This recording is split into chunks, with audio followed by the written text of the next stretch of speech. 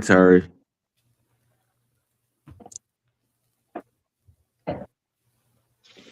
Oh, it decided not to play the intro. Somebody has really been messing with stuff. You have just been sitting here for the next minute and a half, dead radio silence. Yeah, that kind of screws stuff up when nothing works. Yeah, not good. Let's try this. You know what time it is? Valhalla Hour. Let's go. Kick back. Put on your headphones tight. Rob and Matt bringing fire every night. From the land of 10,000 lakes, we rule the scene with a crew so fresh, keeping it raw and clean. Minnesota Vikings, kings of the north. We wear our purple heart and let the battle roar forth. Breaking down the game, dissecting the plays with passion so fierce, we'll set the night ablaze.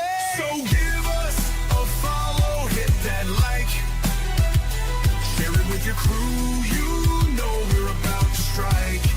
Valhalla Hour podcast, living life bold, where legends are made and stories are told.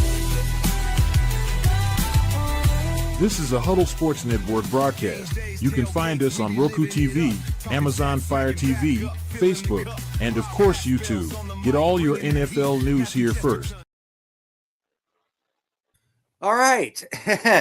And after the technical difficulties, we are here. What's up? Happy Saturday, everybody. Happy Saturday. Happy Saturday. So, I don't watch basketball, but I'm actually rather impressed with the Hawkeyes not only knocking off Florida, but then turning around, knocking off Nebraska, which just brings me the greatest joy in the world because fuck Nebraska on everything. But yeah, there's this is the first time. Well, I'm gonna be real. Like, how long has it been since I was actually been in the Sweet 16? Let alone 1999. I can answer that.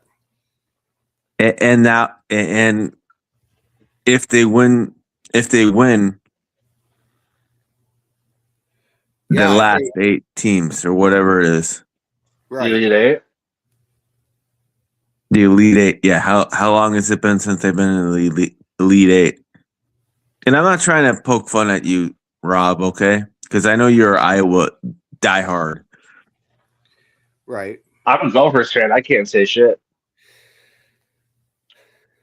Every now and then the sun shines on the state of Iowa. It's not very often, but I'll take it, you know. Yeah, I needed UConn to lose last night, so my bracket's kind of bust. I have Duke, but I lost Florida super early, and that hurts. So I'm pulling for Iowa going forward. That'd be fucking sweet if they won the whole thing. Right? Me too. I honestly agree with that, Matthew. I hope Iowa wins it all.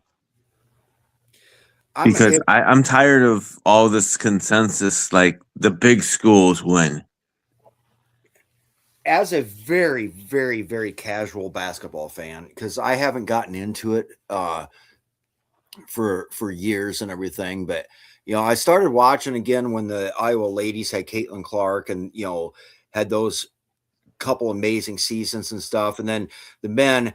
But I've watched just enough in whatever because of this run that they're on to know that if it hinges around Bennett Sturts, and if he has a good game, we have a chance. If he's not having a good game, which he does on a regular basis, I think that's where they're going to make their exit. I kind of feel like it's going to be Duke this season, though. For Galis, however you pronounce his name, the guy from Spain on the Iowa Hawkeyes has actually had a couple of winners here recently too.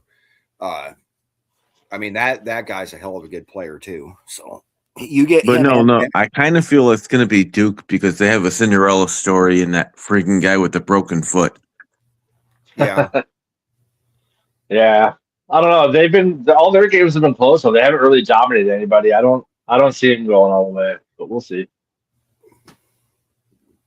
So like the Wolves. Anyway, let's talk football since we're here to talk football. Yeah, we're here to talk about whatever. I mean, if we get bored, we might start going into the finer points of doing MDMP. That's military decision making process, Winkleman. No, so let's see here. So, what are you guys' thoughts about the rule changes in the UFL? Like the 60-yard field goal, 60-plus field goal, you get 4 points. I kind of hate it for the NFL. I mean, UFL, whatever, but the NFL, people are cranking out 60-yarders, not super difficult these days, so I don't like the idea of that being with 4 points. Just keep it what it is. And I actually, I want the NFL to steal something the UFL is doing. Well, they tried with the kickoff return, and everyone hated that. So No, I'm talking the punt. yeah, You guys, if you get past the 50-yard line within 2 minutes, now 2 minutes into each half, they'll allow you to punt past it if you get past the 50-yard line. But if you're like, let's say you're minute 15 into the whatever you call it,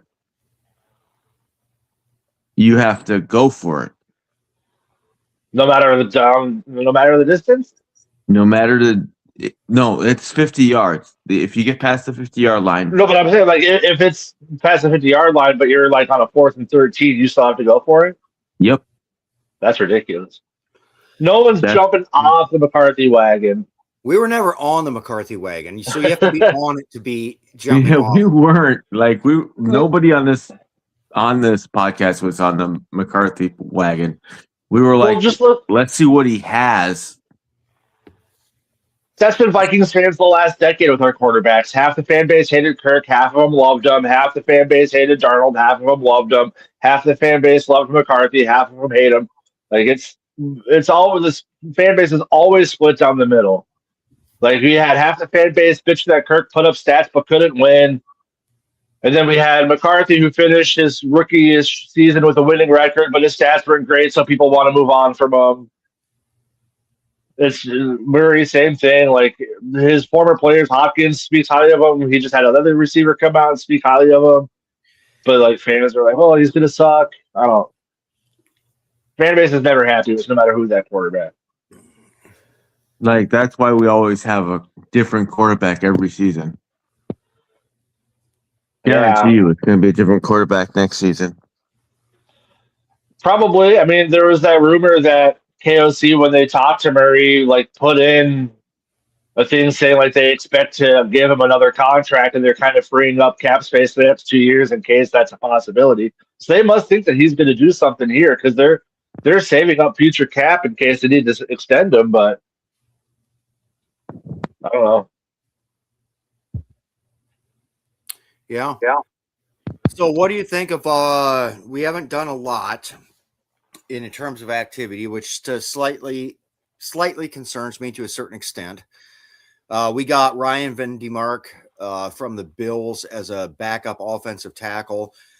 Personally, having one Van Ginkel on the team already, I don't think you can have enough Dutchmen, running around wreaking havoc and stuff. Do you guys like the signing for depth? I think Oh yeah, it's for depth. Yeah. Like I'm not a big fan. Like I'll be real with you guys. I'm not a big fan of taking an offensive tackle in the first couple rounds in the draft. I am. Well, the reason why I'm not it is because O'Neal. I get Darrisaw being injury prone. Like Darrisaw's been injury prone since year one. I don't agree with that either. But yeah, we had that discussion last week. Yeah, but no, Wink. This is why I like offensive linemen as high picks. The percentage of probability of having a bust at O-line with higher picks is the lowest percentage of any of the position players. Quarterback in the first round is your highest statistical probability of having a bust. Wide receiver. We've always had good luck with first round wide receivers. Well, wide now- receivers. Jonathan Treadwell. Yeah, we've had Except for Treadwell, Treadwell we've had Williamson. what the Williamson.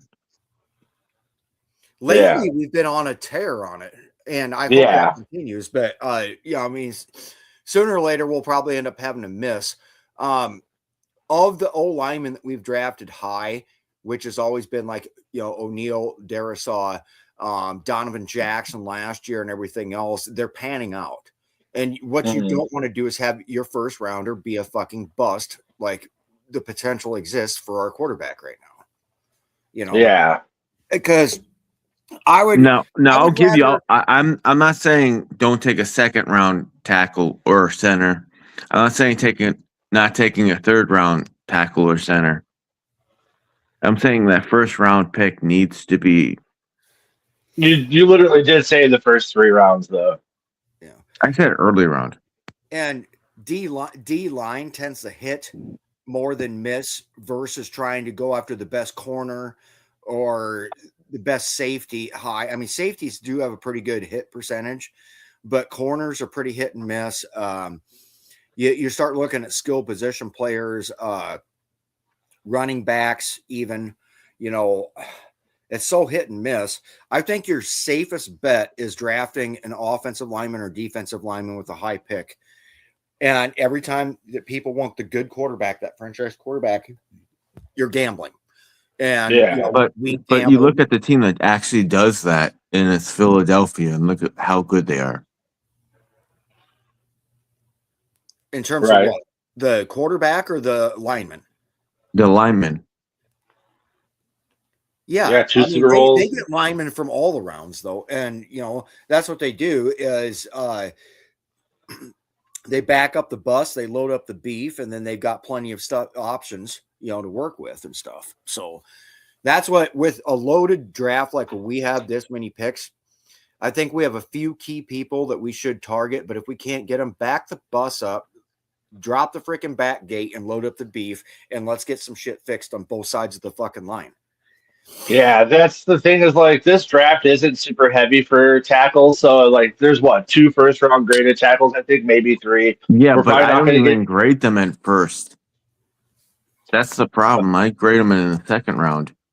Yeah, I mean, that's fine. Everyone has different grades for different players. I'm just saying, like, are we getting first round level talent if we take a first round tackle? But I thought the same thing last year with Donovan Jackson. I thought he was a reach when we took him. I thought he was a low to mid second round type guy, and we took him in the end of the first. But he panned out. He played really well last year. So like you said, we always injury prone too.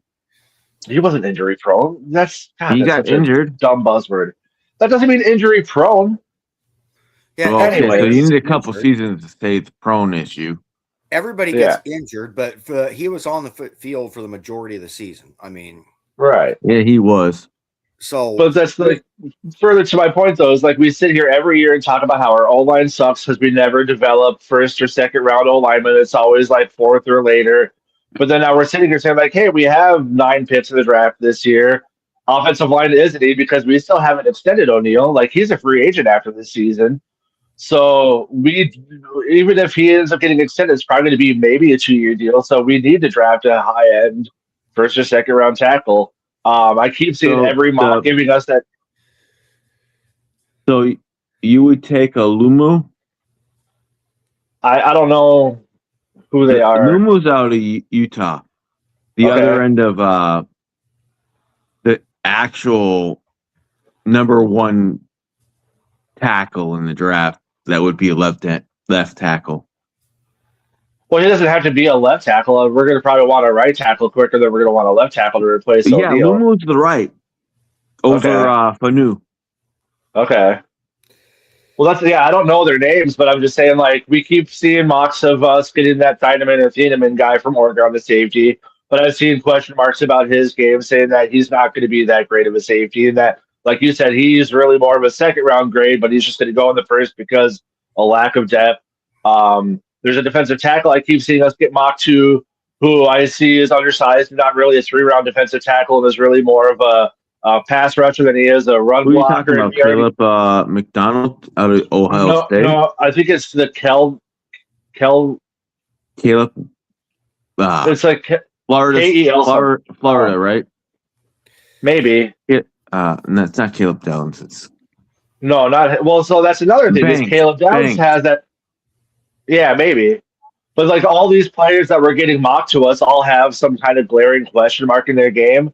So if we're going to get a glaring question mark at offensive tackle, I mean, we're going to have kind of that question mark no matter what we're picking at 18. We're not getting a top 10 guy. But that being said, Downs is projected to drop now because of this supposed injury. And if he makes it out of the top 10, if he's still sitting there at 12, would you get pissed if the Vikings gave up draft capital to move up to 12 to draft an injured Caleb Downs? no.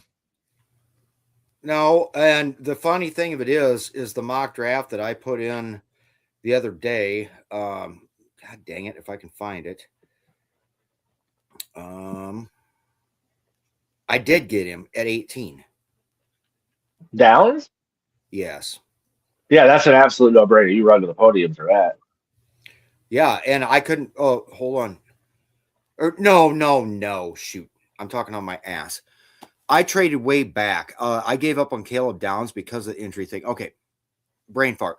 Yeah, I traded way back. I picked up I had 3 second rounders, so I got Caleb Banks with pick number 33, the first pick in the second round. Then I got cornerback Colton Hood out of Tennessee and safety AJ Halsey out of LSU, all in the second round for trading out of the first, because I hadn't done one yet where I traded out of the first. Okay. And what I did was I gave the Jets their 18th round pick. They gave me both of their second rounds. And then I traded a round 4 in 2027 to them.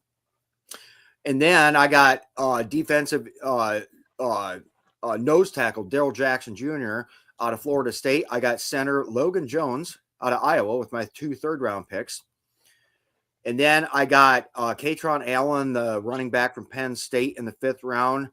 Coles Wininski, safety out of Texas Tech, in the 6th. And then my 2 7th-round picks, I just went Kobe Young, the wide receiver out of Georgia, and then Jalen Daniels, the quarterback from Kansas.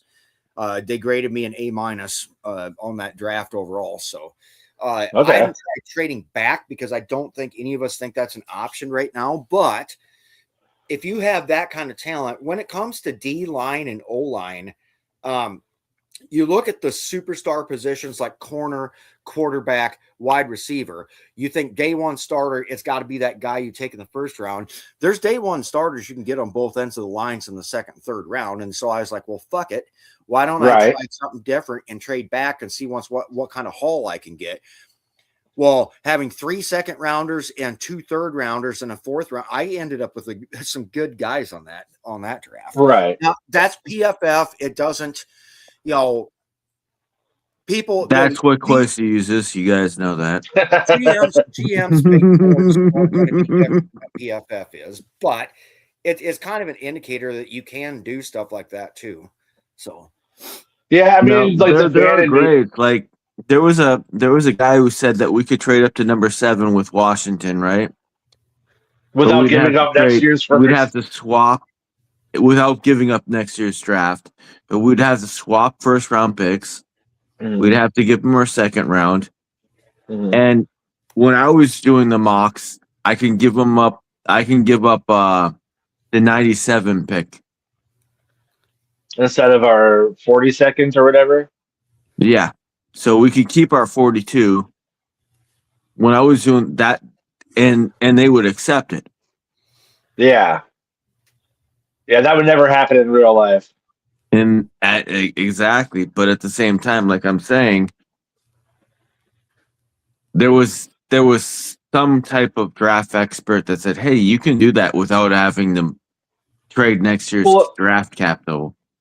I get this is not percentages. A lot of people don't realize there's no quarterback in this draft outside of the number. I don't even think the number 1 pick, the guy who they're trying to mock at number 1, is worth that. You didn't hear what Orlovsky said about Ty Simpson? Orlovsky, isn't that the guy who had a safety and wasn't even touched? He's also the guy that said that Darnold was going to be better than Caleb Williams, and everyone laughed at him. And then Darnold ended up winning a Super Bowl, and Caleb Williams is Caleb Williams. But going back to trading back, like you were saying, Rob, to the beginning of the second round and just getting a shit ton of second round picks, the fan in me hates that because obviously the first night of the draft is like my Christmas. I would be heartbroken to sit there all night, and then all of a sudden it's like, oh, the Vikings, we did that a handful of years ago. And it's like, well, shit, that was a waste of a night. But then it's like the next day you have three second round picks. It's not. Oh, go ahead. Oh, but then the excitement of having 3 second round picks the next day would be sweet. But then you're also losing out on that 5th-year option, which obviously always hurts. But I would have zero problem if we got 3 second-round picks by trading out of the first round. I'm for it. I'd be too. Like I said, like if we can get 3 second round, three picks, or even 4 or 5 picks out of it, let's do it. If it's somebody that like a Thieleman, somebody who we all grade as a second round pick. Yeah. Yeah, I mean, there's really we know only it's going to fall in the second round. Like a Then Patrick it's gonna go on Woods first. that right now it's being talked about falling. If he falls at all, and we don't have to move anywhere, I think that's a no-brainer. You take him wherever you're sitting. Who, Thieneman? Yeah. Well, that's what like 80% of mocks I've seen online, it has us taking him. Like that just seems to be. I think even that Kalshi Predictors app has him like a massive favorite for us to draft him, but I don't know. Right. I would not be mad at that. I wouldn't either, but everybody has a second round grade on him. Yeah. But that's the thing is like if he's there sitting at 18 and someone at 22, 23 calls and says like, hey, we want to jump up 5 spots. I mean, chances are he's probably going to be there 5 spots later too. So I'd trade back. I mean, you're either probably getting him or McNeil Warren's probably still sitting there. Yep. So I don't think safeties are going to be that high of a concern. But then if we do miss out on him, he gets drafted at like 19 or 20, he ends up being the next Hamilton, then Rob Brzezinski's never going to hear the end of it. Right. So exactly. I don't know. We still have our fan base talking about how we could have gotten Kyle Hamilton. You know. Right. Here's like topic, I guess, number 2 or whatever, since we're 20 minutes in. We still haven't done anything with Jonathan Grenard. He wants to get paid. I don't see them doing that unless they do. We could still try to work trades if somebody would bite and give us anything worthwhile for what is would be one of the top, available pass rushers in the league. At this point in time, are you guys thinking Vikings front office, work out something, spread it out over 5 years, whatever? Or do we go after more picks? Since we don't have Kwesi wasting them, we got Rob up there, we got the coaches involved.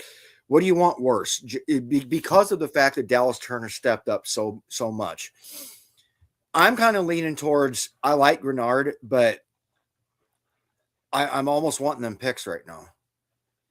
Or do you want Grenard? So this is my take on it. I think maybe trade him to Philly. Or trade him somewhere. See if we can get a first rounder or a second rounder. They're not offering that. Try to rework the contract. Yeah. Because that guy is not worth anything less than a first or second. Yeah. That's the 2 issues with that both stem from last year of him only having 3 sacks. And then apparently his camp coming out and saying allegedly they want somewhere in the ballpark of like 4 years, 120 million, which is 30 million a year, which, I mean, if you're coming off you just had a shoulder surgery, you only had 3 sacks, and you're telling teams like, hey, if you sign me, I want 30 million. No one's giving up a first rounder for that. a 28-year-old off of shoulder surgery who wants $30 million a year is not going to get you first round draft capital. It doesn't sound like that's what the Vikings are asking for. It sounds like they're asking for a day 2 pick. If it's a day 2 and that day 2 is a third rounder, you better get a third and a fourth. And maybe like a 2027 fifth or sixth, because he is worth, I think, more than that, even with the contract, or walk away with a second and a fifth or a second and a sixth. I'd be okay with that too. I was on the trade wagon before that contract even came out. Like, if we're sitting here talking about how the Vikings are old and we need to get younger and we need to draft and develop, I don't want to pull another Hunter. We messed up on him. He wanted a pay raise. We got freaking stingy. We let him walk for a comp pick when we could have got way more. I would rather trade Grenard, roll with Dallas Turner, get the draft capital, get younger, draft better, save the cap, because that tweet came out a week ago saying the Vikings have freed up enough future cap for a potential Kyler Murray and O'Neal extension. Nowhere did they mention Grenard, which I thought was kind of telling. I don't think the Vikings want to give him that money. But at the same time, if these teams aren't lining up to trade for him and there isn't this massive market, that's going to let them know, like, hey, these teams aren't willing to pay you $30 million a year either. So how about we do like 22, 23 million a year and see if he comes back for that? But nowhere am I paying him $30 million a year. I'm not paying him that. No, like, let's get rid of him at that point and see what we can get for him. But it has to, like I said, a second round pick. Yeah. Second, there has to be a second in there. And, yeah. I mean, yeah. And on top of that, we could take a LT Overton, who was a teammate of, I believe, was a teammate of Dallas Turner. Okay. At Alabama. Yeah, and he is a good edge rusher and is a top 5 round pick, if not top 3 round. I mean, I see idiot Eagles fans thinking like, oh, we can get Grenard for a fourth. Well, that's just not going to happen because the Vikings can just pull a Hunter and let him walk in free agency for a third round comp. So the trade compensation has to start there because the Vikings aren't going to take less than what they're going to get for a comp pick anyway. I don't think it's unrealistic to get a second and a fifth rounder for a player like Grenard, but that contract, if that truly is what he's asking for, that's the holdup.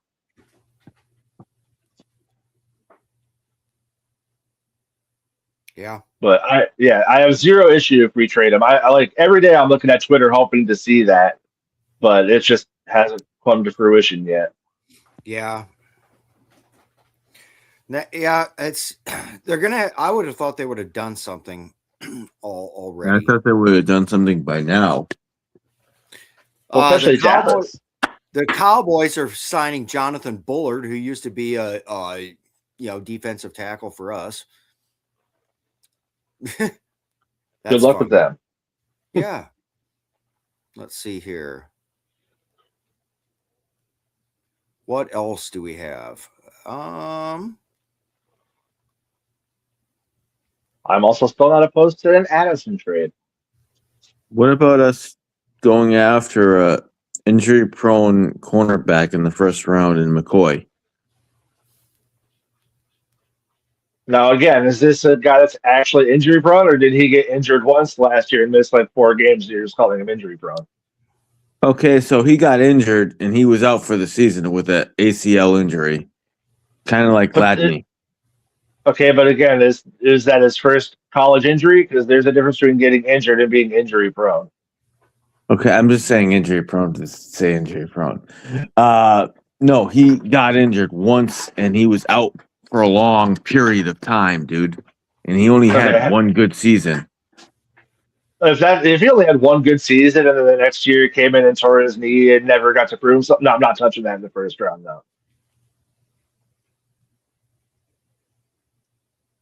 But you said that was McCoy, right? Yeah, Jarrett McCoy. He's going to go before 18. Like he's usually the first or second corner off the board. Because, like I said, he reminds me a lot of freaking Gladney. Well, I would never take Gladney.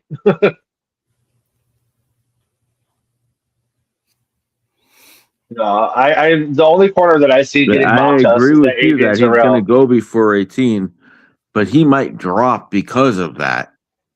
Yeah, no, I want nothing to do with that. If a player only had one good college season, no, I don't give a shit about projection. I want someone that can come in and be good right away.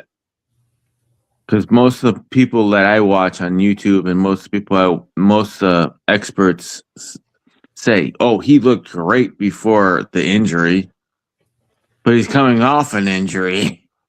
Yeah, yeah, I don't know. I'd rather, yeah, I'd rather take someone that at least has 2 established years in college in the first round.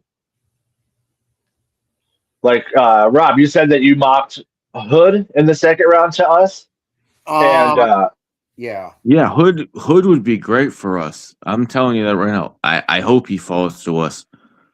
So so I heard he had a pretty.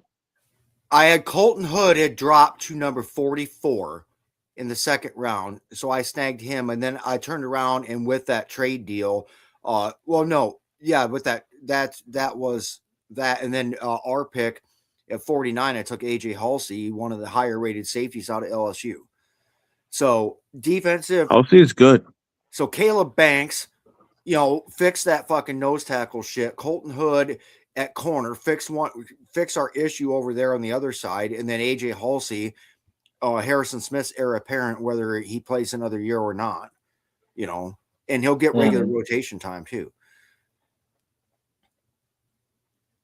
I see a lot of them where when I don't trade around, a lot of them where we're getting Jake Slaughter as a center out of Florida too. Yeah, I try not to trade because I want to give a realistic approach to it, right? Mm-hmm. But at the same time, I see issues. Now, I wouldn't mind taking the guard out of Penn State, the Vega Ioane, but I think our guards are set with Jackson and Fries. Well, Fries, his contract is really only good for like another 1 or 2 years. The way they structured it, we can have an out after I think year 3 for a super minimal dead cap. And he played good, not great last year, and his cap hit only goes up. So again, that's something that, like, especially in the second round, I would not mind taking a guard and having him sit like the majestic mullet guy that Rob loves out of Iowa. Draft him in the second round, and then just have him sit and see if. I actually like Ioane. I think Ioane would be our next Hutchinson. Jennings Dunker out of Iowa, yeah. I still don't know where he's going to go, but I'm guessing somewhere in the second or third. So, right, Dunker. Yeah. Dude, I got him graded 5th. That's insane. I see him going in the second round all the time. Yeah, I've never been able to get him with our third because he's gone in the second. Yeah, I've never seen him make it out of the third. But Logan Jones, anytime I'm able to get him within something reasonable, like either he's best player available or right there within the top 3 that's available, has been third. Yeah, Logan Jones is a good center. I'm telling you that right now. He is a really good center, and even in the third round, like I said, linemen that are drafted lower can still be day 1 starters. Logan Jones would be a day 1 starter if we were able to snag him up. Yeah, that's. But Vega would be a friggin' day 1 starter Pro Bowler. Yeah. What position is Vega? O-line? O-line, yeah. Guard. Well, that's the thing. If we're drafting a guard, they're not going to be a day 1 starter because they're not going to start over Donovan Jackson or Fries right now. That's a position that you're going to have. What I'm saying, like that's the guy I actually want, but we're not going to take him because yeah, he's unless it could be like a guard center swing. Just have him play center for the next 2 years until we move on from Fries, and then kick him over to right guard. Yeah. I don't know if he can play center, though. Yeah, I'm just spitballing. Mm-hmm. But that's the thing is, like, our situation with us having so many holes is kind of a blessing and a curse because obviously we need a lot of positions. But there's no like one position that we need to stay at 18 for. And there's some receivers. I mean, say what you will about the quarterback class, but teams always do stupid shit moving up for quarterbacks. Like we're in a prime position at 18 for some of these better teams, picking in the mid to late 20s to move up and get someone. Like we could get some draft capital, and I wouldn't be opposed to trading back. Again, there's maybe 2 or 3 people that if they're there at 18, I'm running to the podium for. But other than that, there's not like, oh, I gotta have them. Like we gotta stick at 18. Yeah, to be honest, I think that's a great scenario because if we can pick up multiple second rounders or even more third rounders, there's a lot of those guys that we've been talking about that are going to be there in the second and the third that we would have a better chance of snagging up without overdrafting and breaking our arms reaching for them, trying to be stubborn and and with Kwesi out of the equation, I think Brzezinski has the presence of mind to understand that, things that would benefit the team right now don't necessarily sit right there in that first round. And there's a lot of benefit that can be had in the second, third, and fourth round. And if he does do some trading back and we accumulate even more capital, that's a higher percentage rate with more players that instead of, drafting 5 guys and then four of the 5 bust like a fucking Kwesi draft, we can actually do something and we'll actually have depth and everything. And I still think we will draft a quarterback in the 6th or 7th round this year. I still think we're going to take somebody. Yeah. I actually like that Tyler Green or whatever his name is. I forget what college he's from, but he's a quarterback, talented, and he had freaking awesome. He has a physical critique in the 40 and whatnot. I think it's Tyler Green. I say we just throw a 2027 7th rounder to Miami for Quinn Ewers.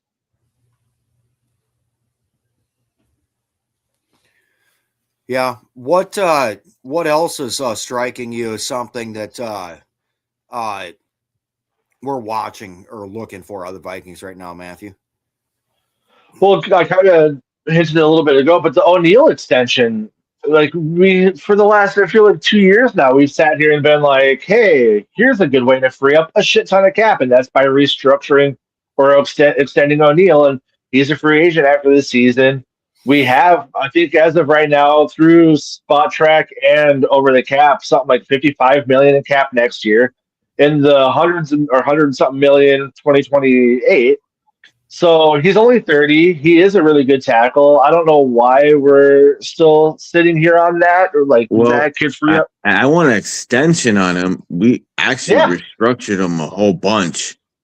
Well, you can't restructure a 1-year deal. It has to be an extension. But then it can still free up cap this year because we could kick some of that cap to 2-3 years down the road when we're just swimming in it. So I don't know what the holdup on that is. Like the Grenard thing makes sense. If you're trying to trade him, it takes 2 teams to tango. But O'Neal, I think anybody would take O'Neal. I'm not saying trade him. I'm saying like that's the move that I'm waiting to have happen. Is like, why wait until he's in free agency to work a deal? Why not do it now? Same thing with Addison. Like, we're seeing these Pierce wide receiver 2 type players getting $29 million a year now. We just saw freaking Jackson Smith the Jigma. Granted, he's elite, but he's getting $42 million a year. Addison's going to be getting north of $30 million a year. Right now, his reputation's kind of in the toilet. He didn't have a great season last year. He had some uncharacteristic drops. Start making these contract extensions now. Free up the cap space. Lock these players down when they're, quote, affordable. Contracts only get more expensive. So we can sit here and talk about who we're going to draft, but there's 2 obvious moves that could help free up cap, like shore down those positions for at least 2, 3, 4 more years. I don't know why we're waiting. Same here, but to be honest with you, Addison, with all its off the field issues, I don't know. We could just make it low guarantee, make it incentive based. Like, hey, we'll give you $1 million per touchdown or some crazy shit like that. But just do give him like $25 million a year with like $18 million a year guaranteed. If he wants to poo-poo that because he thinks he can get more, he can try it. I just, like you said, I don't think teams are going to be lining up to throw 30+ million at a guy that has a history, and I don't know. But if he goes out next year and has another rookie type season where he has 1,000 yards, 10 touchdowns, yeah, he's going to get a shit ton of money in free agency. So lock him down. What if now. he has a Jalen Miller year? Not a Jalen Miller. I'm James Jones year. Just completely shits the bed or what? No, James Jones, where he had that one good season. And then all of a sudden he goes to the Raiders. Oh, he shits the bed. He comes back to the Packers. Oh, he's going to be the best slot receiver we ever had. What happened? Yeah. Womp womp. Same quarterback. Well, there's a lot that hinges around quarterback play. If we have any kind of competent quarterback play, I think we're in business. Big time. No, we are. And especially if Felton can play elite or play somewhat good next season as the fourth option. If we're not going to go with another receiver. I do think we need to we should not rule out wide receiver at any point in time. I think we need to go receiver at somewhere in the draft or even in free agency. See, Jawan Jennings is still sitting right there in free agency, and that's the type of name that it's like if we made these moves with somewhere. No, not yet. Has anybody snagged up Tyreek Hill yet? I know. No. That is now what you call injury prone, Winkleman. Right. But if you take a flyer on him, you pay him basically, he's no longer a superstar. He gets, when he's on the field, he's electrifying, but he's also going to be a wide receiver 3, and whatever. So that's what you call taking a flyer on somebody, and you probably snag him up for a couple, 3-4 million. Well, his knee was absolutely fucked, and that was later in the season. So I don't even know if he'd be on the field the first 6 or 7 weeks. I think that's why he's still a free agent. Maybe it could be one of those things where Minnesota wants to see how the season starts. Yeah. And out of the first 8 games, if you can stack up somewhere around 5 or 6 wins, then you go get him because you're thinking that you are going to hit the postseason, and you want that fucking firepower in there.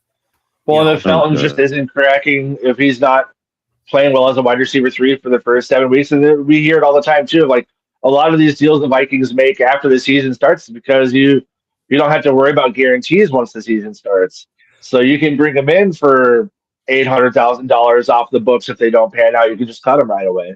So I am comfortable with trying Ty Felton there.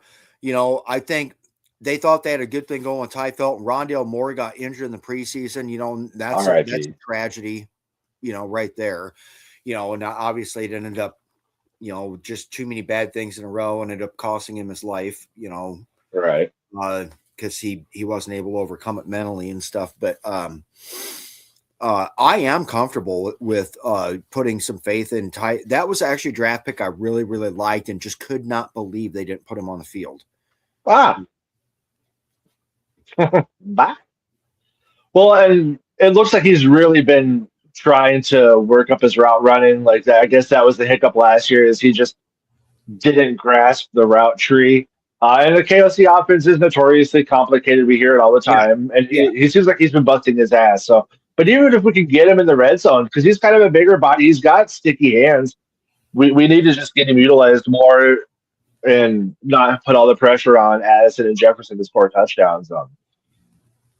Right. One thing that we didn't really talk about the last time we were on was the re-signing of Carson Wentz. And what percentage would you? It seems like Murray is like the surefire. He's going to be the week 1 starter, but Carson Wentz had a decent arm last year when he had 2 functional arms. Do you think there's even a remote chance that he beats out both McCarthy and Murray for the starting spot? McCarthy, yes. Murray, no, because with the uncertainty that we have with the offensive line right now, Murray is so much more mobile than Carson. And that's why Carson ended up going on IR, because he couldn't get out of the way. I mean, he's a good, accurate quarterback. And I mean, I like the guy. I'm not going to say I love him, but I like Carson Wentz, and I'm glad he's back on the team. But unless we have the type of O-line that Brett Favre had in 2009, where he could just stand in the pocket and file his taxes and, throw all over people. I think we need to have somebody with a degree of mobility, and that's not Carson Wentz. Yeah. In terms of being able to get the ball to Justin Jefferson, Jordan Addison, and TJ Hawkinson down the field, Carson Wentz is wonderful if he's not on his ass. Yeah. Just quarterback skill wise, I think he easily beats McCarthy. I don't know that he takes Kyler Murray just based on the mobility factor, if that makes any kind of sense. No, yeah, it does. And that's not like, again, we saw it with Dobbs where KOC was a little hesitant on the mobility because he likes to just drop back and pass. But then when you see these quarterbacks getting 15, 20 yards on their feet and extending drives, it's like, ooh, that was a little exciting. And I think that Murray, like you say what you will about quarterbacks these days versus 20, 30 years ago. We all understand it's a different NFL, but according to stats, he's the fifth most accurate quarterback of all time. He's got like a career 67.1 completion percentage. Yeah. His last full season in Arizona, he had a 2-to-1 touchdown interception ratio. He had good yards. He had a good passer rating. Arizona's not a great run organization. They're not a great coached organization. Marvin Harrison Jr. is not Justin Jefferson.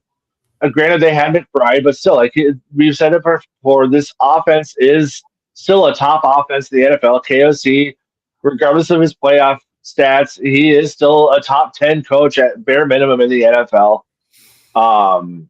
Again, we said it last year with McCarthy. Like, if we could just get average QB play, we won 9 games with historically bad quarterback play. Like, it doesn't matter who we draft. Flores gets the most out of whatever players he has. I feel like it's actually going to be a pretty offensive heavy draft because we do so good with Flores no matter who's on defense.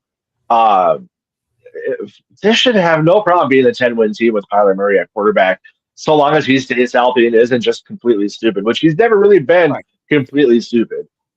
And there's a lot of people saying once we got Kyler Murray that they're like, well, with everything going on, and a lot of people, and I'm not talking about just dumbasses like Cowturd, but there's a lot of other analysts and everything are like, I think the Vikings got the North this year.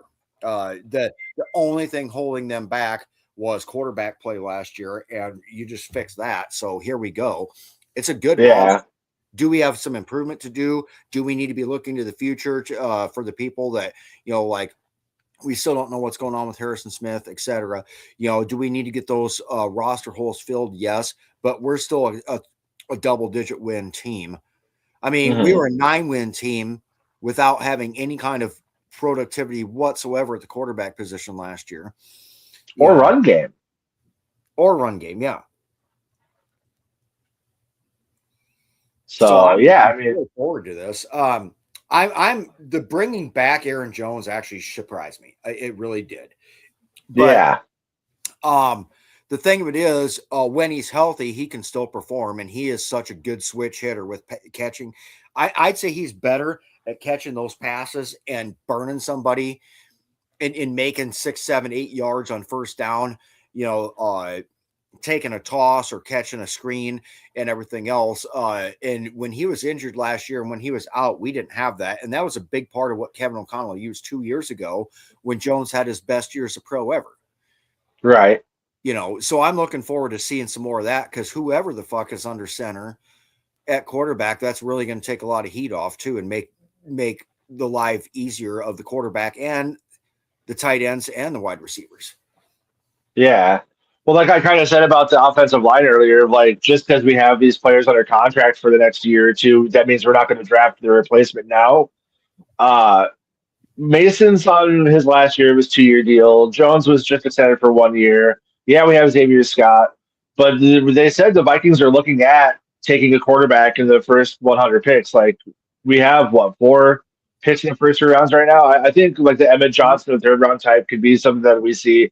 I don't think they're gonna ignore running back this year just because we brought Aaron Jones back for 1 year. No. I feel like we are going to draft one. Yeah, where and high up though. Well, I guess not high up. I don't think it's going to be a 1st rounder, probably not even a 2nd rounder. But I think one of our 3rd rounders is for sure going to go to a running back. So yeah, we'll see. I was, like you said, I was surprised, especially at the 5 million mark. People can say, like, well, for running backs, that's not a terrible deal. Well, it kind of is for one that like we joke about injury proneness. He is legitimately injury prone, and he's 30, 31 years old. So giving him 5 million for the year when we were already tight on cap, I thought was a little strange, especially since we did the tender for Xavier Scott. Like, they clearly believe in him enough to do that. So I don't know. Like you said, they must really, really rely on his ability to catch out of the backfield. So, yep, yeah, for sure. As much as it would be cool to do some type of move to like move way up and grab Jeremiah Love because of how exciting it would be. That's the kind of move that you make when you have just done a fire sale, you've gutted your roster, you have nothing, and you're rebuilding your franchise year one with a new coach type of thing. That's the type of move you do when you're doing that, because now you've got, your run game and your offense is going to run through that. It's like, and in 06, when we drafted Peterson 6 overall, it's not because we moved up. We just sucked that bad in 05, and it was a foundational building block moment for the Vikings. But the reality is, we would have been the NFC North champs last year and easily, into the playoffs one way or another, even if we weren't the champs. Because if we had a decent quarterback, we would have, instead of winning 9, we probably would have won 12 or 13. We're not a team that is on the rocks and bereft of talent. We were one position away from, contending and being a double digit winner. right. Oh, hold on. Broski's got something for you.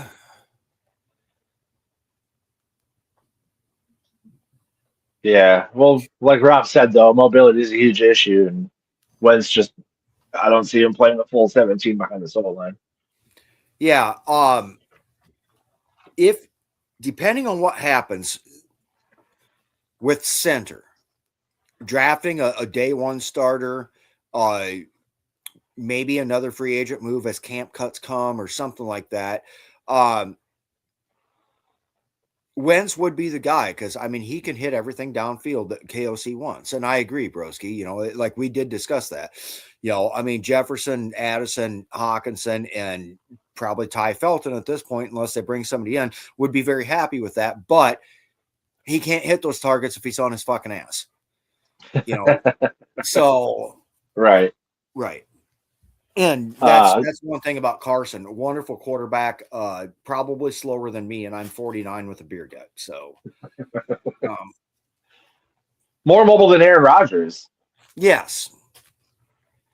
He used this tweet a couple times last year, and your quarterback's not mobile when he does pick up 10 yards. You're like, hey, like he actually had it in him, but you don't want him doing that. Right. Yeah, you don't want to see that.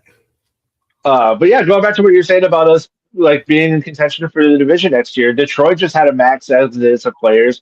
Obviously, they've drafted really well over the years, but they won 9 games last year. We won 9 games last year. They had a mass exodus of players. We've lost a couple, but no one that's like, I think our biggest loss was Naylor.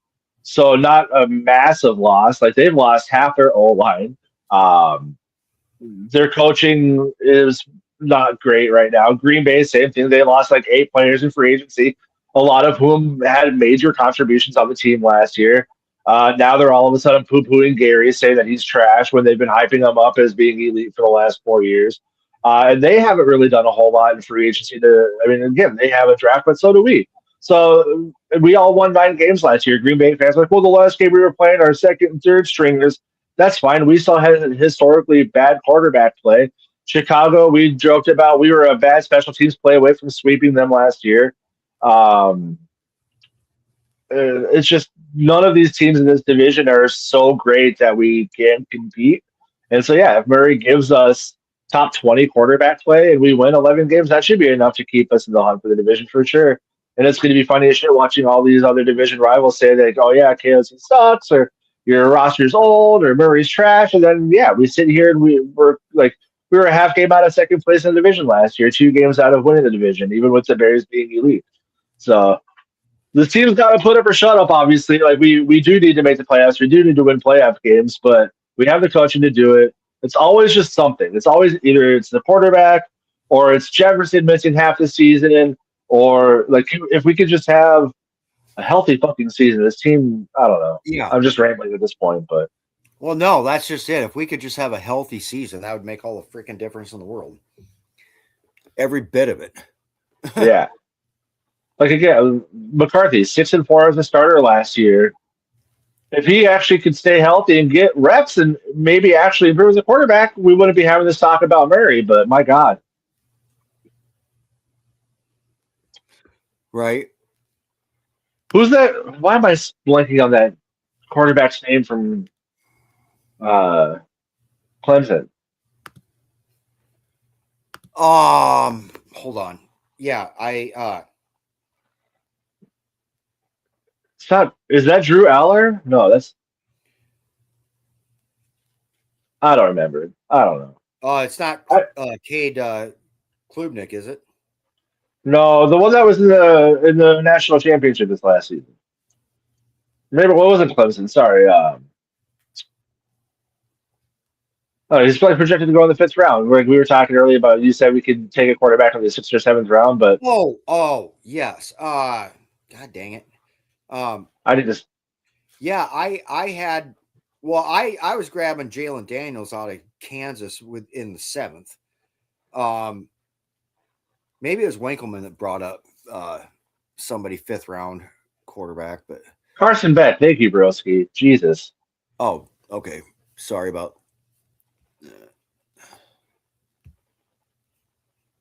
We'll get back to this here. Yeah, God, that was a massive brain fart. Yeah, take him in the 5th. Could. Yeah. But that would just be like another Kellen Mond or